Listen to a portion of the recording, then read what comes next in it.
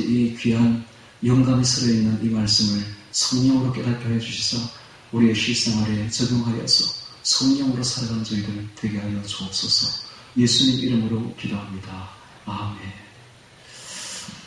레위기 2장을 통해서 소재라는 제목으로 말씀을 전하겠습니다. 레위기 2장에는 소재가 나오고 있습니다. 소재는 바로 피 없는 제사로서 곡식의 제사를 말합니다. 유일하게 5가지 제사 중에서 피 없는 제사가 있는데 바로 소재인 것입니다. 그런데 이 소재는 단독으로는 절대로 드려질 수가 없었고 피 없는 제사로는 하나님께 드려질 수가 없었습니다. 그래서 반드시 이 소재는 번제나 화목제와 함께 드려진 것이 바로 이 소재라는 사실입니다. 그러므로 하나님 앞에는 피 없이는 절대로 제사가 드려질 수가 없었다는 사실이죠. 그런데 이 소재는 곡식으로 드리는데 곡식을 통째로 드리는 것이 아니라 산산이 껴서 완전히 가루로, 고운 가루로 만들어서 하나님 앞에 바쳐졌습니다. 그래서 이 가루로 만들었다는 것이 무엇을 의미하는지를 분명히 우리가 알아야 되는데요. 이 가루는 바로 고난을 상징합니다. 고난이 다가와서 자신이 산산이 깨어지는 것입니다. 산산이 깨어져서 온유하고 겸손한 심령으로 하나님 앞에 바쳐져야 됨을 소재가 의미하고 있습니다. 우리 잠시 여기서 고린도전서 13장 사랑장을 한번 찾아보도록 하겠습니다.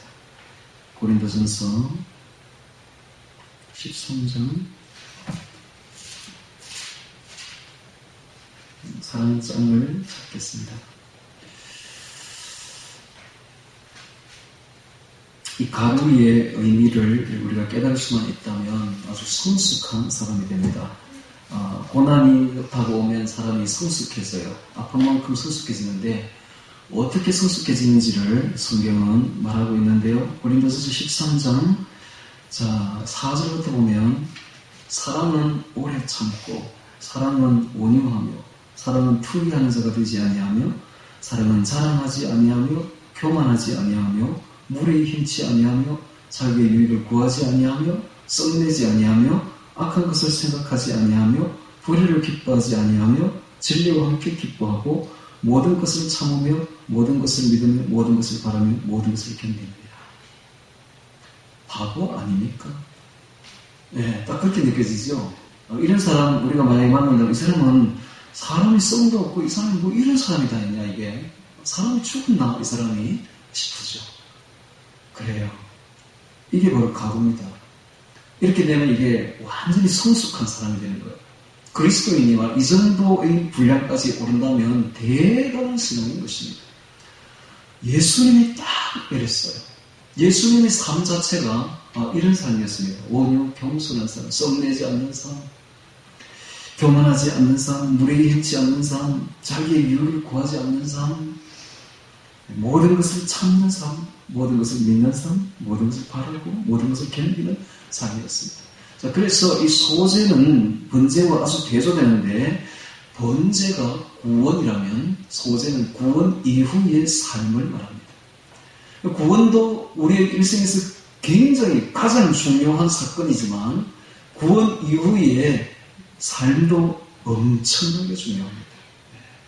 이게 바로 아까 말했던 사랑장에 나오는 그 사랑의 온유 겸손한 삶이죠. 그 예수님의 성품이 바로 그랬습니다. 오늘 우리가 그 예수님의 인품을 닮을 수 있다면은 거의 그냥 완성된 사람이 될 정도가 되는 것입니다. 그래서 우리가 알아야 될 것은 깨어져야 된다는 겁니다. 깨어지지 않으면 안 됩니다. 그래서 예수님은 이것을 밀알로 비유했습니다. 요한복음 12장 24절에 하늘의 밀이 땅에 떨어져 죽지 아니하면 하늘 그대로 있고 죽으면 많은 열매를 맺느니라. 바로 이 뜻입니다. 죽는다는 게 깨어지는 거예요. 오늘 우리가 완전히 내 자신을 깨어버리지 않으면 안 됩니다. 깨어버릴 때에 깨어지고 죽은 우리 속으로 예수님의 성품이 다시 피어나기 시작합니다. 그래서 우리가 예배를 드렸다면 예배의 정신으로서 삶을 살아야 됩니다. 예배만 중요한 것이 아니라 예배를 드렸다면 이제 어떻게 살 것인가? 우리의 삶이 달라져야 되고 새로운 삶으로 살아야 된다는 것이 소재가 의미하는 바인 것입니다. 우리 한국교회가 세상에서 빛이나 지탄을 받고 무력하게 비춰지는 이유가 세상에서 빛과 소금이 되지 못했기 때문입니다. 믿는 사람은 많고 교회랑 건물도 많은데 변화된 성도의 삶이 보이지 않습니다. 그러니까 이 이유가 뭡니까? 구원 이후에 소재의 삶이 없었다는 것입니다. 이게 바로 우리 한국교회의 험이지요. 자, 이러니까 세상을 변화시키지는 못하는 것입니다. 오늘 우리가 진정 변화되었다면, 소재의 삶을 살았다면 이제는 변화된 삶으로 비춰줘야 될 것입니다. 자, 이제 성경 레위기서 2장 1절부터 같이 보면서 소재의 깊은 뜻을 하나씩 알아보도록 하겠습니다. 1절입니다. 누구든지 소재의 예물을 여호와께 드리려거든 고운 가루로 예물을 삼아 그 위에 기름을 붓고 또 그 위에 유향을 놓아 되어 있습니다. 자, 1절에서 아주 중요한 것이 세 가지가 나오는데 첫 번째는 고운 가루입니다. 고운 가루. 고운 가루가 의미하는 바는 바로 예수님의 성품을, 인품을 상징하는데요. 예수님의 그 온유 겸손한, 험 없는, 죄 없는 거룩한 삶이 하나님 앞에 드러진 것을 그대로 보여주고 있습니다. 또한 성도의 삶도 그와 같아야 됨을 말씀해주고 있는데 거친 부분이 없는 것이죠. 고운 가루는 다 끼워진 겁니다. 온유 겸손한 삶이 되어야 됩니다. 오늘 우리가 살아있으면 안 된다는 거예요. 거친 것이 있으면 안 된다는 거예요. 완전히 다 끼워지고 있는 것은 이 가루는 맷돌을 사용하죠. 맷돌은 바로 고난을 상징합니다. 오늘 우리의 거친 성품들이 고난을 통해서 맷돌에 의해서 완전히 가루로 산산이 깨어져야 된다는 사실을 말하고 있습니다. 즉 우리가 살아있어서는 안 돼요. 우리의 정확한 성품들이 다 깨어져야 됩니다. 그것을 바울은 이렇게 말합니다. 나는 날마다 죽노라. 날마다 맷돌에 갈린 거예요. 날마다 죽노라. 오늘 우리가 얼마나 많이 살아있습니까? 그래서 날마다 깨어지고 날마다 고운 가루로 깨어져서 죽어야 이 소재의 삶이 된다는 사실을 감당하고 있습니다.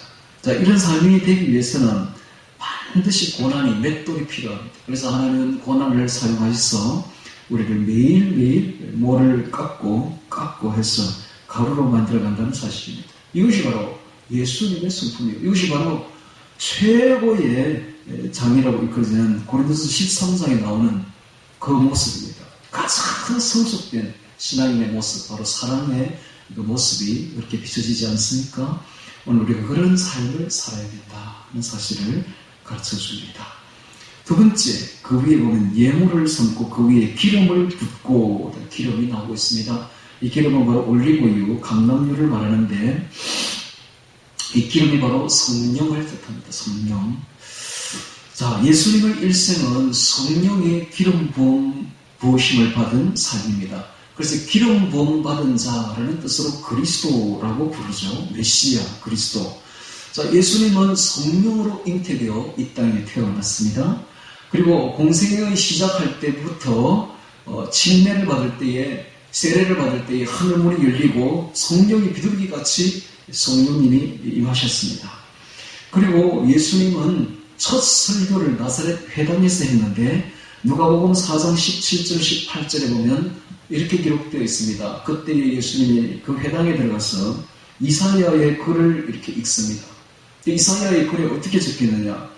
주의 성령이 내게 임하셨으니 이는 가난한 자에게 복음을 전하게 하시려고 내게 기름을 부으시고 나를 보내사 포로된 자에게 자유를, 눈먼 자에게 다시 보게 함을 전파하며 눌린 자를 자유케 하고 주의 은혜의 해를 전파하게 하려 하시니라. 주의 성령이 내게 임하셨으니 이는 내게 기름을 부으시고, 주의 성령이 내게 임하셨으니 이는 내게 기름을 부으시고, 이 말을 하신 것이 이게 첫 설교입니다. 자, 이렇게 예수님은 성령의 기름 부으심을 받은 일생을 평생 생애를 보냈습니다. 그래서 예수님은 항상 성령 충만한 상태로 그렇게 생애를 사신 것입니다.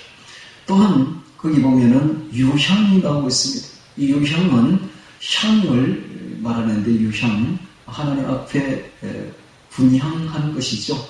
이 분향은 바로 기도를 말합니다. 기도. 그래서 예수님은 언제나 기도의 생애를 사신 것입니다. 기도 없이는 단 하루도 살지 않았습니다. 항상 예수님은 기도로 사셨는데 처음부터 공생이 시작할 때부터 40일 금식기도, 광야의 기도, 그리고 우리가 잘 아는 언제나 빈들이나 산이나 빈들에서 항상 기도하신 그 모습 우리는 알고 있습니다.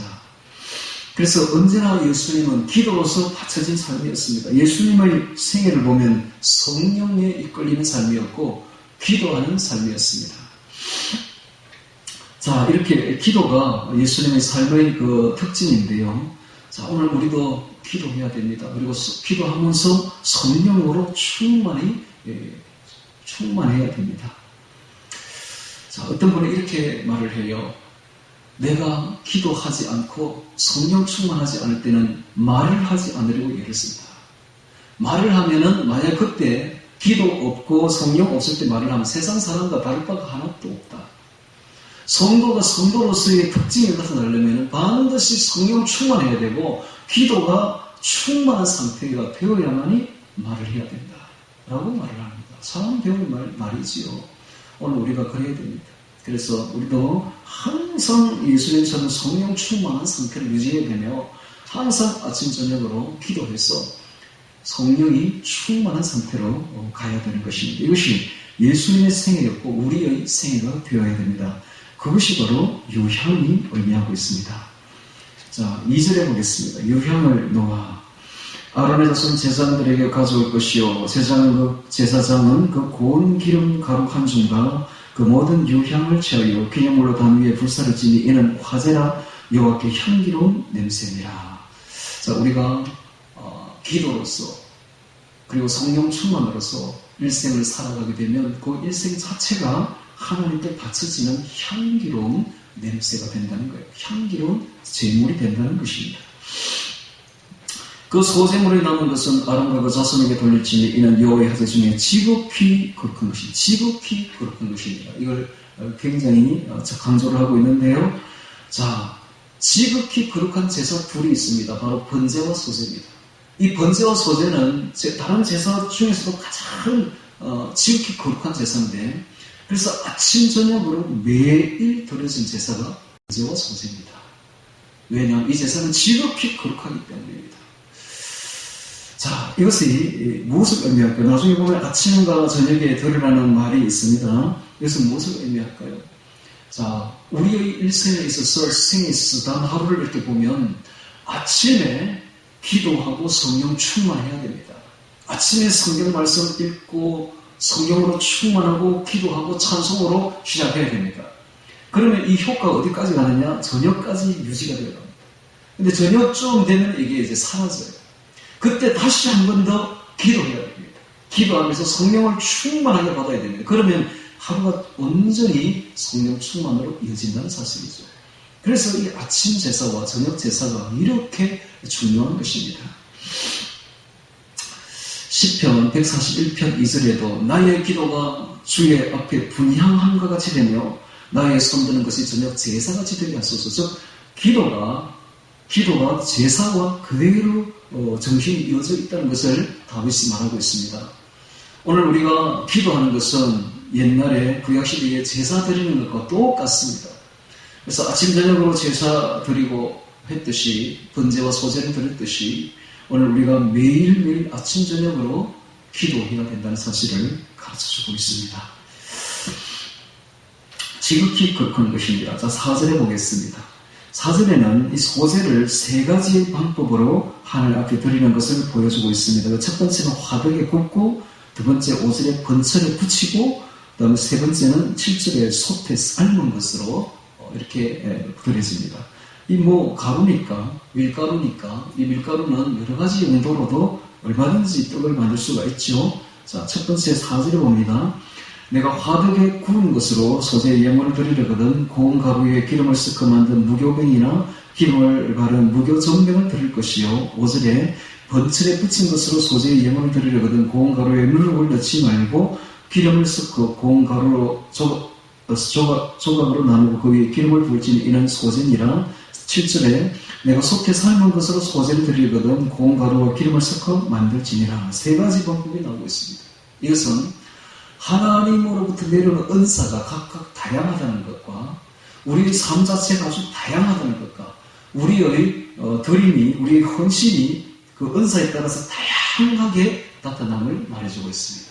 그렇습니다. 사람이 다 똑같을 수는 없는 거예요. 전부 다 다양하게 하나님이 만들었고 은사도 다양하게 내려옵니다. 이 사람에게 이런 은사, 저 사람에게 저런 은사, 다양한 은사가 내려옵니다.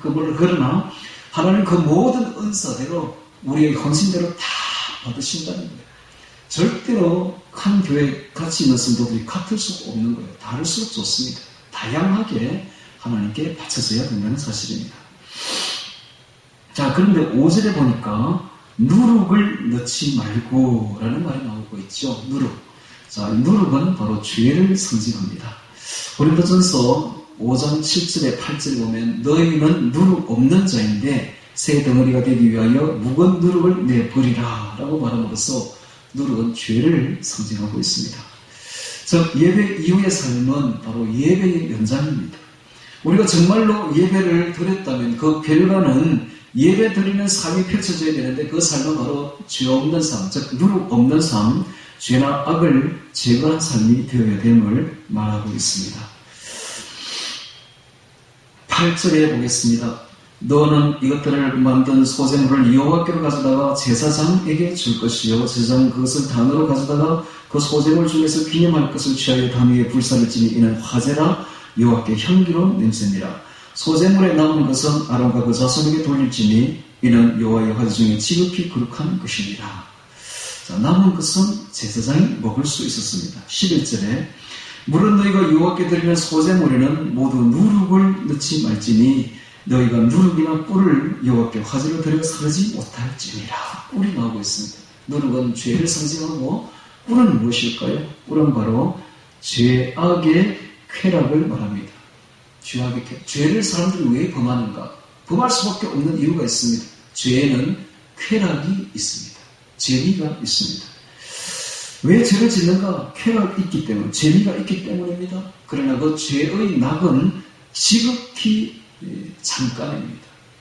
지극히 잠깐인 바로 그 죄악의 낙은 곧 그 뒤에 고통으로 연결됩니다. 그래서 이 즐거움이 바로 고통이 되는 것이 바로 죄의 낙인데 이 바로 꿀입니다. 꿀. 사람들은 그 고통은 절대로 보지 못하고 생각하지 못합니다. 당장의 즐거움을 위해서, 그 쾌락을 위해서 죄 속으로 빠져들어가는 마치 불나방과 똑같습니다. 그 뒤에는 죽음이 도사리고 있는데 그걸 보지는 못하는 것입니다. 그래서 그런 삶을 살다 보면 육적인 삶으로 빠져들어가게 되고 이 육적인 쾌락은, 육적인 삶은 하나님의 성령과 완전히 원수가 되어버립니다. 하나님과 반대가 되어버리죠. 그래서 그 삶을 하나님께 드리지 못하는 일이 벌어지고야 마는 것입니다. 히브리서 11장 25절에 보면 도리어 하나님의 백성과 함께 고난받기를 잠시 죄악의 낙을 누리는 것보다 더 좋아하고 모세가 그런 말이 있습니다. 죄악의 낙이라고 되어 있습니다. 죄악에는 반드시 낙이 있다, 쾌락이 있다, 재미가 있다라는 것을 말하고 있죠. 세상 사람들은 바로 이렇게 죄악의 낙을 즐기면서 사는 사람들입니다. 쉽게 말하면 게임 같은 거죠. 오늘날 아이들이 즐기는 전자게임 같은 것도 왜 아이들이 거기에 미쳐가지고 빠져나오지를 못하는가? 뭐 중독 같은 거 있지 않습니까? 중독. 왜 빠져나오지 못하는가? 일단 들어가게 되면 이 도파민이라는 물질이 뇌에서 생성된다 그래요. 이 도파민은 쾌락을 우리한테 주는데 한 번 그 맛을 보게 되면 빠져나오지를 못해요.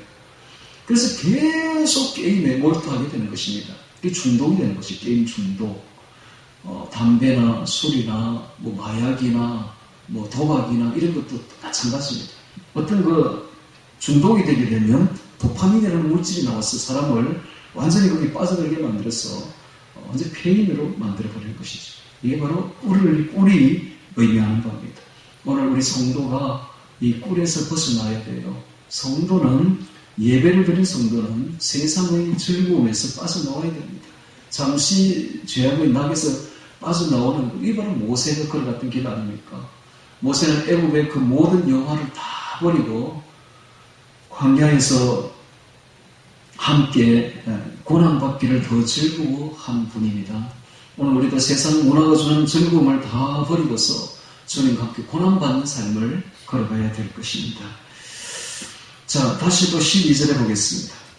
처음 익은 것으로는 그것을 여호와께 드릴지나 향기로운 냄새를 위하여는 단에 올리지 말지며 내 모든 소재 물에 소금을 치라. 내 하나님의 언약의 소금을 내 소재에 빼지 못할지니 내 모든 예물에 소금을 드릴지니라.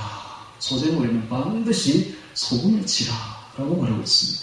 소금은 부패하지 않고 변하지 않게 보존하는 것이 바로 소금이죠. 즉 하나님을 향한 헌신은 한 번으로는 부족합니다. 일회성으로서는 안 돼요. 헌신이 반드시 우리의 헌신은 평생 유지되어야 됩니다. 일관성 있는 헌신이 되어야 됩니다. 그러려면 변치 말아야 되는 것입니다. 성령 충만, 부흥을 경험하고 그리고 감동을 받은 후에는 헌신을 다짐합니다. 그러나 금방 변할 때가 있습니다. 그 다짐이 변치 않고 일관성 있는 헌신이 되려면 소금을 치는, 즉 변치 않는 헌신이 되어야 됩니다. 그래서 히브리 사람들이 약속을 할 때는 소금 언약이라고 말합니다. 소금 언약. 변하지 않는 언약이다. 여기도 보면은 소금, 내 언약의 소금 이런 말이 나오죠. 하나님의 언약의 소금. 그래서 소금 언약이라는 것은 변할 수 없는 약속이라는 것이죠. 역대하 13장 5절에도 하나님 여호와께서 소금 언약으로 이스라엘 나라를 영원히 다윗 그 자손에게 주신 것을 너희가 알 것이 아니냐 하면서 소금 언약이라는 말을 쓰고 있습니다. 자, 우리 인생이 소금이 되어야 됩니다.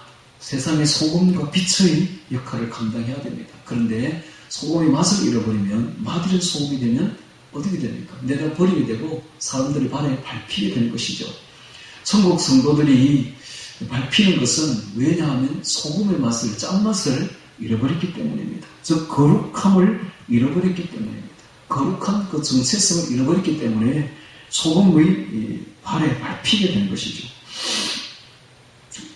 자, 오늘 우리는 이 레위기서에 나오는 이 소금을 치라는 것이 무슨 말인지 깊이 깨달아야 됩니다. 우리는 변치 말아야 됩니다. 하나님께 한번 한 약속을, 그 헌신을 변해서는 안 됩니다. 끝까지 변치 말고 변치 않는 언약을 붙들고 걸어가야 되는 것입니다. 자, 14절에 봅니다. 너는 첫 이삭의 소재를 여호와께 드리려거든. 자, 이 소재는 곡식 가루가 소재인데 이 곡식이 첫 이삭의 곡식을 가지고 여호와께 드릴 때 이 말입니다. 자, 이것은 모든 것이 하나님께로부터 왔다는 감사의 예물이죠. 그리고 모든 것이 하나님께로부터 왔음을 인정하는 것이 바로 첫 이삭을 하나님께 드리는 예물입니다. 첫 이삭의 소재죠. 첫 이삭의 소재를 여호와께 드리려거든 첫 이삭을 볶아 찍은 것으로 너의 소재를 삼되 그 위에 기름을 붓고 성령 충만, 그 위에 유향을 더할지니 기도, 이는 소재니라. 제사장은 찍은 곡식 얼마와 기름의 얼마와 모든 유향을 기념물로 불사를지니 이는 여호와께 드리는 화제니라. 자, 오늘 레위기 2장 소재를 통해서 오늘 우리는 어떻게 우리가 예배 이후의 삶을 살아가야 될 것인가를 살펴보았습니다. 항상 매일매일 번제와 지극 거룩한 제사는 소재를 떼서는 안 됩니다. 아침에 한 번, 저녁에 한 번. 하나님 앞에 드리면서 그들은 그 단의 불을 끄지 않았습니다. 즉 우리의 신앙의 불이 꺼지지 않는다는 것입니다. 그래서 반드시 아침에 한 번, 저녁에 한 번 드려야 됩니다. 예배도 그렇게 드려야 돼요.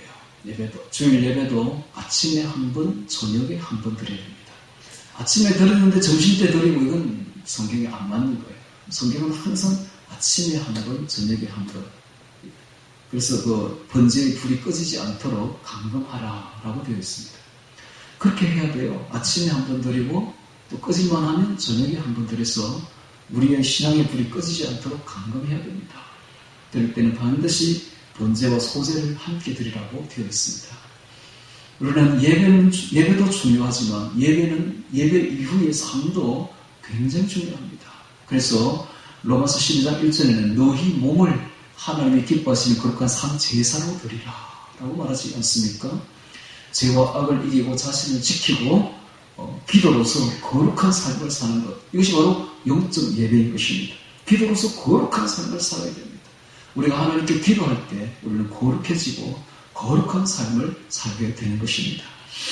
예배의 결과가 삶의 마당에서 나타나야 됩니다. 그래서 우리의 삶 자체가 향기로운 삶으로 하나님께 드려져야 됩니다. 이것이 바로 고린도전서 13장에 있던 사랑장에 나오는 그 삶인 것입니다. 사랑의 삶인 것입니다. 하나님은 언제나 말하기를 사랑으로 행하라고 말했습니다. 이 사랑으로 행하는 사랑의 삶이 바로 자신이 산산이 깨어지고 없어지고 죽어야만이 되는 삶이 바로 어찌 보면 바보 같은 삶이 바로 사랑의 삶이라는 사실입니다. 이게 가장 성숙한 사람의 삶이지요. 자, 오늘 레위기 2장에 보이는 이 삶, 오늘 우리가 실천할 수가 있다면 정말로 주의 성도다운 삶, 예수님의 인격을 닮아가는 삶이 될 것입니다. 산산이 깨어진 예수님의 그 인격, 고운 가루로 온유 겸손한 그 인격, 오늘 우리가 본받았어. 우리도 온유 겸손하여 산산이 깨어져서 거룩하게 하나님께 바쳐지는 성도의 삶이 다 되시기를 주의 이름으로 축원합니다. 자, 오늘 말씀 소재 기억하며 기도드리겠습니다.